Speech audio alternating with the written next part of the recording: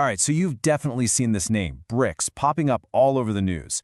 But what if it's more than just another stuffy economic group? What if we're actually watching a major shift in global power happening right before our eyes? Okay, let's get into it.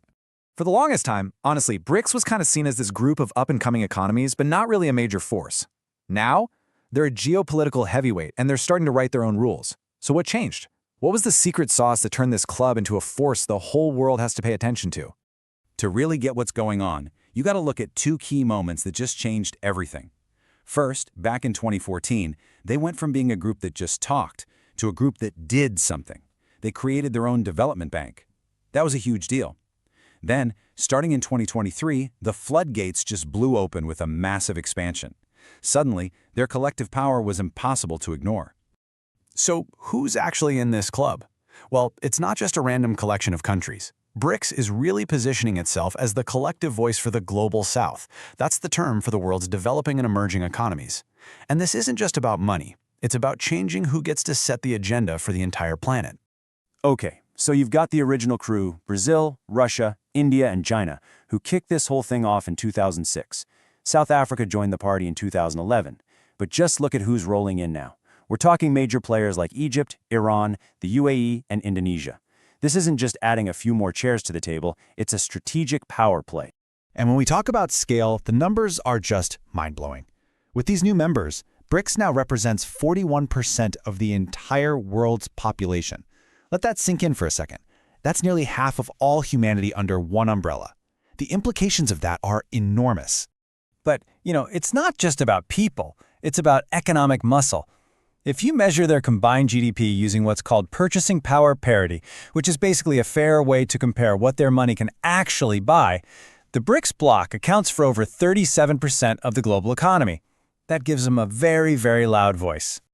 And it doesn't stop there. Beyond the full-time members, there's this growing line of partner countries basically waiting to get involved. This shows you that a lot of nations are actively looking for alternatives to the way things have been done for decades. Here's where it gets really interesting.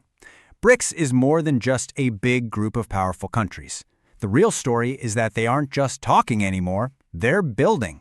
They are creating their own parallel financial and trade systems from the ground up. This slide lays it out perfectly. On the left, you've got the BRICS initiatives. On the right, their Western-led counterparts. The new development bank? That's their version of the World Bank. The contingent reserve arrangement? That's their answer to the IMF. See the pattern? They're not just complaining about the old system, they're building a new one right alongside it. And all this building brings us to the most talked about, and honestly, the most misunderstood part of the whole BRICS story, this idea of a single currency. You hear this word de-dollarization all the time, which just means countries wanting to rely less on the US dollar. But what's the real plan here? Okay, let's just clear this up right now. Let's put this myth to bed. There are no serious plans for a single BRICS coin or a BRICS currency. The reality is actually way more subtle and, frankly, a lot smarter than that. So if it's not a new currency, what are they doing? They're building a new financial infrastructure, a new set of pipes, if you will. The goal is to create a system where members can trade directly with each other using their own currencies. The yuan, the rupee, the ruble, without ever having to touch the US dollar or use the SWIFT system. It's a game changer. So how would this actually work in practice? Well, it's a pretty clever three-step process. First, you link up all the countries' new digital currencies. Think of it as creating a direct digital highway between them. Second, you don't settle every single transaction. You just tally everything up over a few weeks and settle the final difference, which is way more efficient. And third, they have these pre-arranged swap lines to make sure cash is always available if someone needs it. It's a really slick system. And listen, this is not just some idea on a whiteboard, it is already happening. There's a pilot program called Project Midbridge, and it's the real deal proof of concept. It connects the digital currencies of China, the UAE, and others, and it has already processed over $55 billion. The technology works, this is the future, and it's being built right now. So all of this brings us to the big question, right? Is BRICS about cooperation, making the world a more balanced place, or is it really about competition, a direct challenge to the West? What is their endgame? Well, there are two totally different ways to look at this. On one hand, supporters see BRICS as a way for the Global South to finally have a seat at the big table, a way to build a system that's more resilient for them.